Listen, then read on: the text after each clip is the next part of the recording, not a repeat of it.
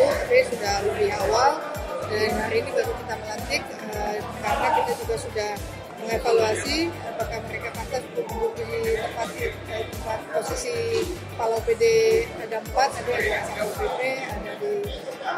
keuangan, kemudian sosial dan tenaga kerja, dan harapannya mereka betul-betul untuk bisa membuat perencanaan rencana apa yang akan mereka harus lakukan, dan kemudian program-program yang memang menggunakan sistem elektronik. Kemudian juga reward dan punishment juga harus diterapkan secara disiplin kerja, harus bisa menjadi leader yang punya leadership yang kuat untuk bagaimana menjadi motivator agar dengan adanya kekompakan di UPD masing-masing, itu insya Allah akan bisa meningkatkan kinerja. Dan target kita untuk bagaimana bisa menurunkan angka kemiskinan kota, kemudian juga untuk menjalankan KANA Academy sebagai pusat pelatihan kita ke depan, baik untuk ASN maupun untuk masyarakat kota,